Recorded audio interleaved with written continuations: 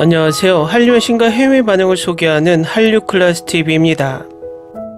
오늘은 최고의 시간여행 K드라마 탑 20이란 제목의 미국 최대 드라마 영화 리뷰 매체 스크린렌트 기사를 살펴보고 이 순위에서 1위에 오른 드라마의 미국 영어권 반응까지 살펴보겠습니다. 2022년 엄청난 히트를 했던 드라마를 꼽자면 바로 이상한 변호사 우영우였습니다.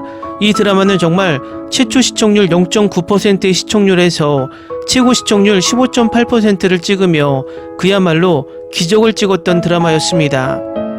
그리고 넷플릭스 방영 시 최초 전세계 동시 방영을 했던 것이 아니라 아시아를 시작으로 북미 유럽을 거쳐서 마지막으로 남미로 이어지는 시간차 방송이 되면서 뒤늦게 남미에서 폭발하며 넷플릭스 전세계 1위까지 찍으며 국내뿐만 아니라 국제적으로도 성공을 거두고 시즌2를 준비하는 드라마가 되었습니다.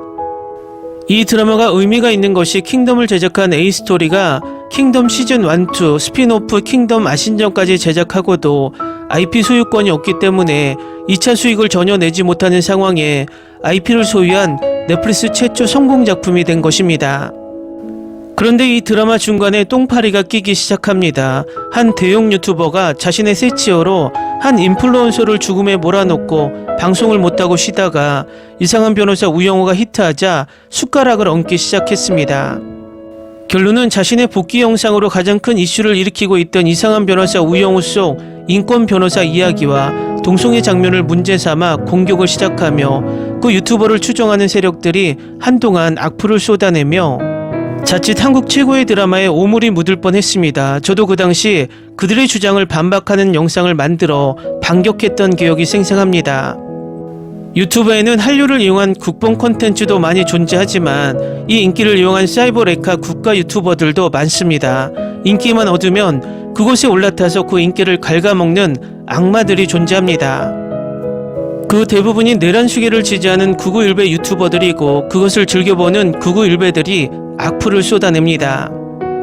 작년 DP 시즌2 또한 동성애 뮤지션 에피소드를 가지고 이것을 또 페미 어쩌고 저쩌고 짓거리면서 이 드라마에 오물을 붓는 세력들이 등장합니다.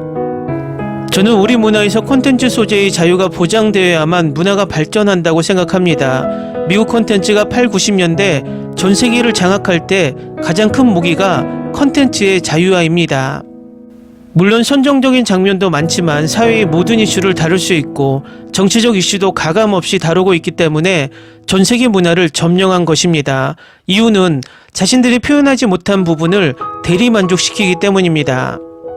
넷플릭스 메가히트 오징어 게임이나 더 글로리의 엄청난 세계적 성공 또한 한국의 문제를 다루기도 했지만 이 문제는 전 세계 공통의 문제이기도 했기 때문에 성공한 것입니다.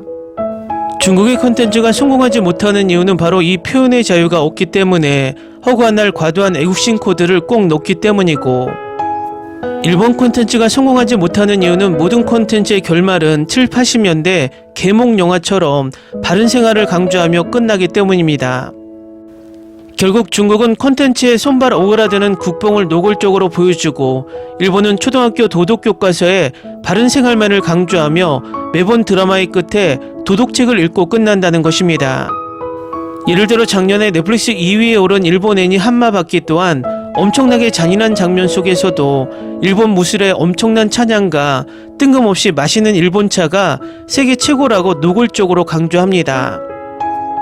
그리고는 애니 속 사람들을 마구마구 잔인하게 죽여도 그 속에 거창한 도덕성이 있는 듯 가식을 떱니다. 결국 중국은 독재 정부의 눈치를 보며 표현의 자유를 스스로 억압하고 일본은 혼내와 전체주의 속에 무의식적으로 표현의 자유를 스스로 억압하는 분위기가 존재합니다. 이것이 K 콘텐츠와 중국, 일본 콘텐츠의 근본적인 차이를 만드는 것입니다. 이번에 내란수 개입, 내란이 성공했다면 우리 한류도 이 검열 속에 하루아침에 폭망했을 겁니다.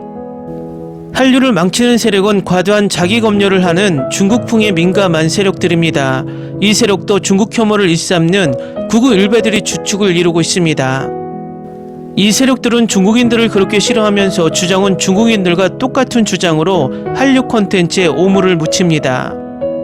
2021년 조선구마사의 과도한 중국풍 사용으로 인해 문제가 커지면서 일부 한국인들은 갑자기 K드라마 중국풍 감별사로 나서고 있습니다.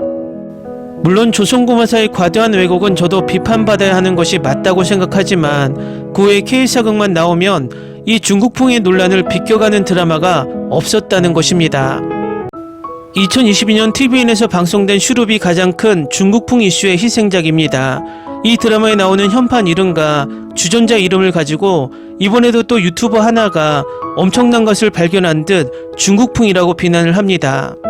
드라마 전체에서 현판 이름과 주전자 이름 두 개가 중국에서 사용되었다는 이유로 이 드라마를 중국풍 드라마라고 낙인을 찍고 또 우리나라 기레기는 이 이슈가 사실인 양 기사화합니다. 그런데 그 유튜버 주장의 근거는 딱 두 가지입니다. 그 현판은 우리나라에서 잘 사용하지 않는 현판 이름이고 주전자 이름은 네이버 중국어 사전에는 나오지만 국어 사전에는 없다는 것입니다. 제가 이것 또한 반박 영상을 올렸지만 이 부분에서 역사학자가 직접 나서서 현판도 중국 영향권에 있어서 그 당시 간혹 사용했고 주전자도 중국에서 들어온 것이면 한자 문화권이어서 그대로 사용되었다는 것입니다. 이런 사실이 있는데도 유튜버의 한마디가 역사학자의 말을 이기고 이 드라마는 중국풍 드라마로 오명을 쓰게 되었다는 것입니다. 지금 소개할 순위 1위에 오른 이 드라마 또한 중국 웹드라마에서 모티브를 따왔다는 이유로 SF 드라마인데도 역사 왜곡을 했다고 공격을 받았습니다. 항상 이런 순위를 정하는 기사가 올라오면 자신의 생각과 맞지 않는다고 불평을 하는 분들이 꼭 있습니다. 어떤 순위든 모든 시청자를 만족시키지 못하며 그냥 이런 순위는 재미로 보는 것이라 생각하고 순위를 보고 개인적인 감정을 쌓지 않기를 바라며 지금부터 미국 언론 스크린렌트 기사를 살펴보겠습니다. 시간을 여행한다는 아이디어는 할리우드 영화, 애니메이션 시리즈, 최고의 시간여행 K드라마를 통해 대중화된 강력한 스토리텔링 도구입니다. 한국 드라마의 과거는 정치적 고민, 혼란, 드라마로 가득 찬 조선시대와 관련되는 경우가 많습니다. 어떤 경우에는 K드라마의 창의적이고 시간여행을 이용해 과거의 극악무도한 살인사건이나 시간을 통해 밝혀지는 단서와 같은 범죄를 해결하는 경우도 있습니다. 다른 곳에서는 시간여행이 수세기에 걸쳐 헤어진 연인들의 서사적 로맨스 이야기를 위한 서술적 촉매제가 됩니다. 당연히 시간여행과 관련된 최고의 K드라마 중 상당수가 이 개념을 사용하여 SF나 판타지를 접목하여 낭만적인 이야기를 고조시킵니다. 실제로 이런 일이 너무 자주 일어나서 K드라마 관객들은 그것이 남용되는 줄거리 장치가 되었다는데 대체로 동의합니다. 즉 주로 로맨틱, 탐정, 사극 K드라마 등 시간여행을 교묘하게 활용하여 매혹적인 이야기를 계속 전달하는 수십 편의 드라마가 있으며 최고의 시간여행 K드라마는 비유를 사용하여 가장 독특한 이야기를 작은 화면에 전달합니다. 다음은 이 매체가 뽑은 최고의 시간여행 K드라마 순위입니다. 22. 어쩌다 마주친 그대. 19위. 터널. 18위. 아는 와이프. 17위. 타임즈. 16위. 내일 그대와. 15위 최고의 한방. 14위 시지포스. 13위 퐁당퐁당 러브. 10위 옥탑방 왕세자. 11위 더킹 영원의 군주. 10위 인현왕후의 남자. 9위 신이. 8위 나인 9번의 시간여행. 7위 고백부부. 6위 시카고 타자기. 5위 시그널. 4위 달의 연인 보보경심녀. 3위 라이프 온 마스. 2위 명불허전. 1위 철인왕후. 다음은 이 매체에서 1위로 선정한 철인왕후를 시청한 미국 영어권 시청자 반응입니다. 내 마음에 가장 먼저 떠오르는 것은 이것은 실제로 재미있었고 보통 슬프고 고통스러운 유형 대신 훌륭한 코미디가 있었던 역사 K-드라마입니다. 매분, 매초, 매회 정말 재미있게 봤습니다.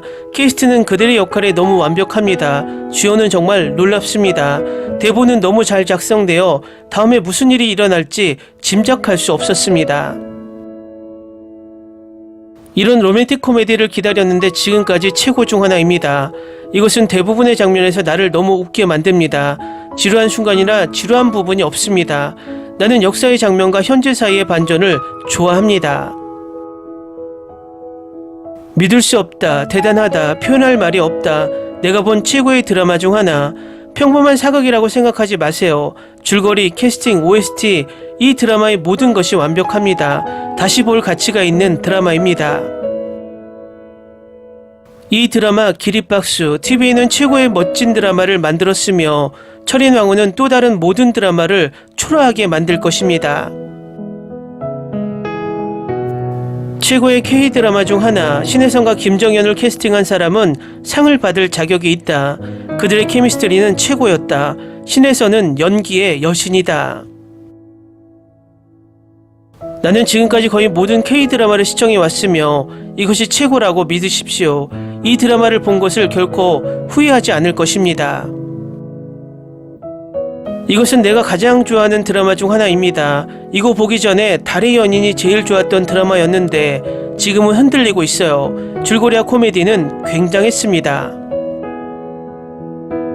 나는 이 드라마를 내 목록에 오랫동안 두었지만 지금 보고 나서 나는 이 드라마가 얼마나 놀라운지 말로 표현할 수 없다. 확실히 역대 최고의 사극 중 하나입니다. 이것은 아주 좋은 드라마입니다. K-드라마는 스토리텔링 기술을 향상시키기 위해 정말 열심히 노력하고 있다고 생각합니다. 이것은 미쳤다. 저는 사극 장르물을 별로 안 좋아하는 편인데 이 드라마를 보고 나서 사극에 대한 생각이 완전히 바뀌었어요. 훈훈하고 기분 좋은 아름다운 드라마입니다. 이것을 보고 후회하지 않을 것입니다. 많이 웃고 많이 치유되고 긍정적인 태도를 만들어줍니다. 이것은 아마도 처음부터 끝까지 실제 코미디가 되겠다는 약속을 지킨 유일한 역사 K-드라마 중 하나일 것입니다. 역사적인 K-드라마에 별로 관심이 없지만 이것은 다릅니다. 내가 본 최고의 사극 K-드라마입니다. 이런 종류의 드라마는 시즌2가 있어야 합니다. 강력하고 놀라운 캐스팅으로 이 드라마를 안 볼 수는 없습니다. 이것은 완벽, 정말. 나는 이 드라마에 대해 잘못된 오점을 찾을 수 없습니다. 이것이 최고의 K-드라마입니다. 나는 철인왕후만큼 위대한 K-드라마를 본 적이 없습니다. 유머, 스토리, 배우, 모든 것이 완벽한 패키지입니다. 댓글 반응 잘 보셨나요? 이 드라마는 일부 한국 시청자에겐 중국 자본이 들어갔다는 이유로 역사 왜곡이란 비판을 받고 있지만 해외에서는 폭발적인 인기를 얻고 있으며 지난해 넷플릭스에 올라오면서 전세계 순위 탑10에서 거의 2달간 장기간 머물렀습니다. 해외 언론이나 해외 시청자에겐 그저 너무 재미있는 한국의 코믹한 퓨전 사극으로만 보인다는 것입니다. 또 이 순위에서 내 남편과 결혼해줘, 구미호전 1938 등이 빠진 것이 아쉽습니다. 여러분이 순위를 정한다면 1위는 어떤 드라마인가요? 한류 클래스 TV는 K 컨텐츠의 외신과 해외 반응을 꾸준히 쫓아가 보겠습니다. 재밌게 잘 보셨나요? 여러분의 구독, 좋아요, 댓글, 알림 설정은 컨텐츠 제작에 큰 힘이 됩니다. 그리고 항상 하시는 일마다 대박 나시고 행복하시길 바랍니다.